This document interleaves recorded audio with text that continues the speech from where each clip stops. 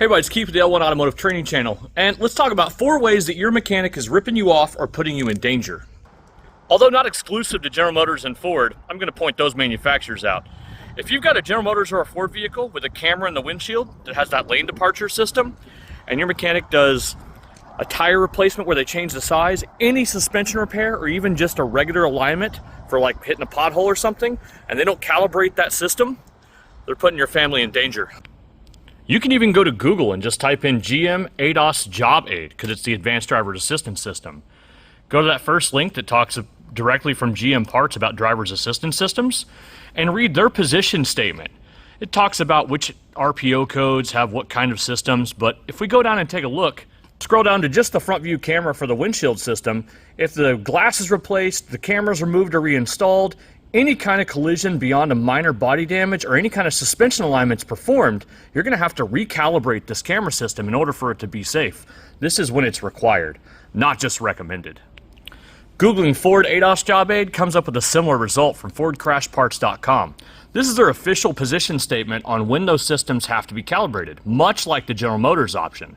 And again, taking a look at the lane keep system, if your vehicle has that, if a windshield's replaced, a change in tire size, suspension repair, or alignment, this is when the calibration is required. These are active safety systems that protect you and your family. Don't let your mechanic rip you off by not doing these proper calibrations. Make sure that that $60 or $80 alignment guy down the road is doing this job, and I can promise you it won't cost 80 bucks. It'll be a little bit more. The second way you're getting ripped off is by going to one of those quick oil change places that doesn't do an inspection on the vehicle. When we do a digital vehicle inspection on your vehicle, even something like a basic flashlight inspection, a good technician in a good shop will typically take a lot of pictures. Everything from what codes are currently in the system, recalls that could be there, and anything that's noteworthy that we find, we document in a digital vehicle inspection. And so should your mechanic. This is going to prevent costly breakdowns in the future. How are you supposed to know if something's leaking if someone doesn't check it out? The third way you're getting ripped off is free diagnostics. It sounds like an awesome thing, right? Who doesn't love free? When a parts store reads a code with a code reader and tells you some parts to buy, I mean, it's their incentive to just sell you a part. And especially if no testing's been done, how are they sure that's the problem? Even when other professional repair shops do a free diagnosis and read the code and do some testing, you need to look at their documentation. Take, for instance, this 2014 Chevy Malibu Impala thing. It's here from another shop because they had a diagnosis done and the other shop said it needed a fuel pump. When talking to the other shop, they said it had a code for the fuel pump and it didn't go away after they replaced it. Looking at the DTCs in the system, it had a P069E, which is the fuel pump control module requests the check engine light. Looking up service information, the ECM receives a serial data message from the fuel pump control module indicating that the emissions DTC is set in the fuel pump control module. That means there's a different DTC in another module commanding the check engine light. The other shop winged a part at it. If we look at the rest of the pre-scan, we can see in the chassis control module, which is actually an emissions related module because it's part of the fuel pump controller, that there's a U284 for lost communication with the active grille shutter one motor module.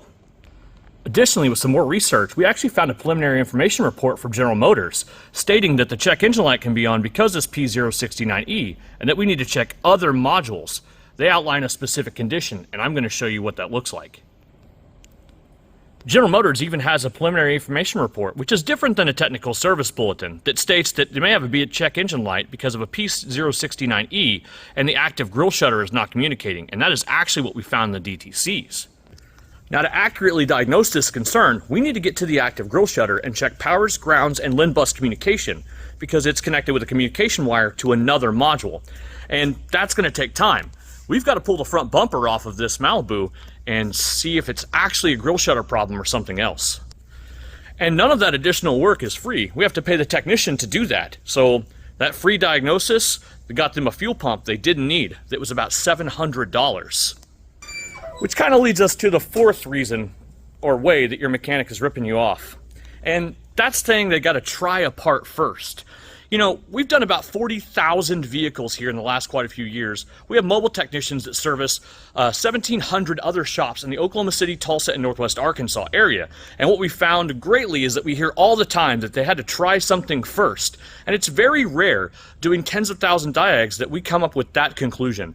Most of the time, accurate testing, analysis, training, and understanding how a system works allows us to figure out exactly what's wrong with the vehicle, so we can have one part, one fix, and no comebacks.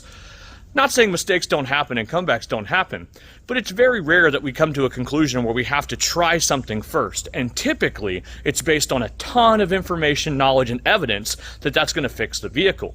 Most of the other times, we're so confident in our diagnosis, if we tell someone that this part will fix your car for this reason and we're wrong, we don't charge them for the part, installation, or anything. We just continue to diag and make sure that they only get charged for what it was going to take to fix their car right the first time. And that's how automotive repair is supposed to be.